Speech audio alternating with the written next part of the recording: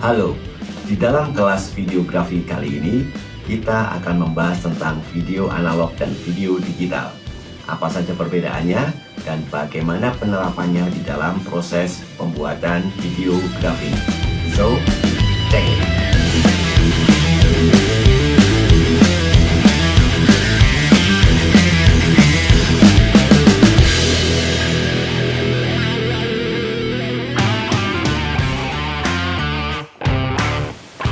Buat anak zaman now yang lahir di tahun 2000-an, istilah video analog menjadi terasa asing, atau bahkan ada yang tidak tahu. Sebelum media digital dikenal luas seperti sekarang, para videografer memproduksi karya video mereka dengan menggunakan kamera analog. Apa itu kamera analog dan apa itu kamera digital? Atau lebih luas lagi, apa itu video analog, apa itu video digital? Salah satu karakter kamera analog adalah pada media penyimpanannya yang berupa kaset. Contohnya Betacam, VHS, Video 8, dan Mini DV. Format penyimpanan dalam bentuk pita kaset ini sekarang kita kenal dengan istilah hard copy. Lalu pertanyaannya, bagaimana cara mengedit video yang dihasilkan kamera analog? Bagaimana setelah kita rekam dengan kamera analog, bagaimana mengeditnya? Proses penyuntingan atau editing video di era analog juga menggunakan analog video editor yang bentuk dan fungsinya seperti audio tape deck yang masih kita jumpai sekarang. Tergantung format kaset yang digunakan di dalam perekaman sebelumnya. Contohnya, jika kita menggunakan kamera format VHS, alat editnya pun juga harus formatnya VHS. Jika kita menggunakan kamera format Video 8, alat editnya juga harus format Video 8, dan seterusnya. Bisa dibayangkan kan betapa repotnya jika dibandingkan dengan memproduksi videografi di era digital seperti yang kita alami saat ini. Pada tahun 2000-an, saat teknologi komputer mulai dikenal banyak orang, ada istilah video linear dan non-linear.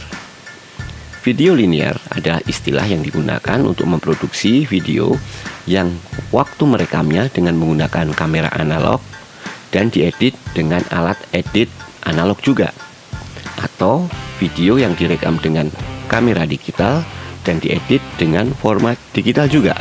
Jadi ketika kita merekam dengan kamera analog dan diedit dengan alat edit analog, itu disebut linear.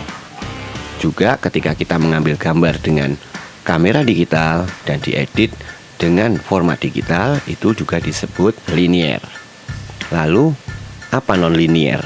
Video non-linear adalah istilah yang digunakan untuk proses produksi video yang perekamannya menggunakan kamera analog, kemudian waktu mengeditnya dalam bentuk format digital.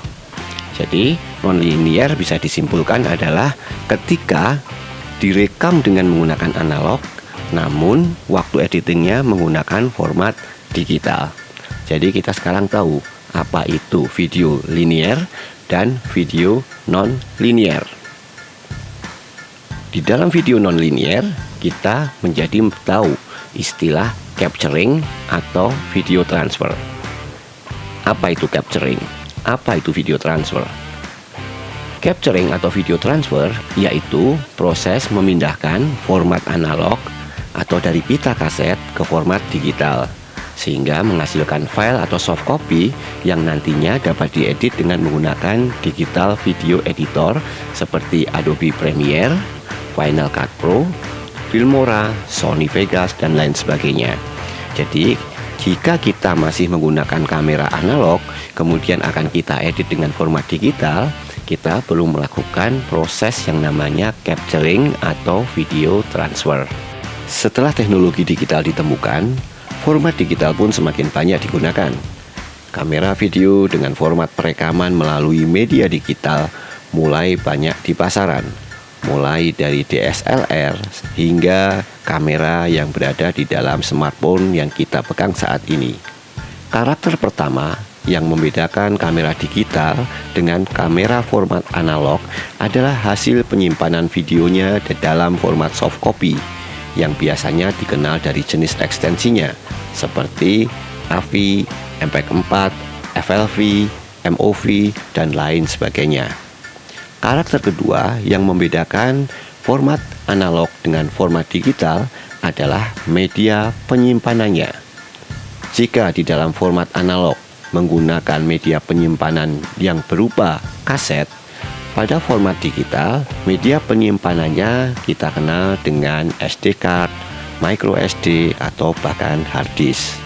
Dan karakter penting yang membedakan antara format analog dan format video digital adalah di dalam format digital kita mengenal istilah compression atau video kompres, yaitu kemampuan teknik digital yang membuat kita sebagai videographer mampu mengatur ukuran format video kita. Kita bisa membuat video yang lebih kecil, kita bisa membuat video format dengan ukuran yang besar, dan lain sebagainya. Hal ini tidak dapat dilakukan di dalam videografi format analog. Fitur kompresi tersebut membuat video format digital membutuhkan proses rendering setelah diedit. Sementara di dalam format analog, hasil dari proses editingnya dapat dilakukan secara real time. Hal inilah yang menjadi salah satu alasan mengapa format analog sampai saat ini masih tetap digunakan, terutama pada video yang membutuhkan jam tayang cepat seperti yang digunakan pada reportase berita di stasiun televisi. Untuk mempelajari digital videografi lebih lanjut, kita perlu memahami istilah teknis yang akan kita bahas pada video berikutnya.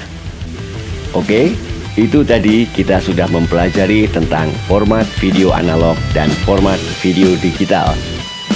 Ikuti terus, tetap kreatif, dan eksis grafis. Saya Ipung Kristianto, sampai jumpa.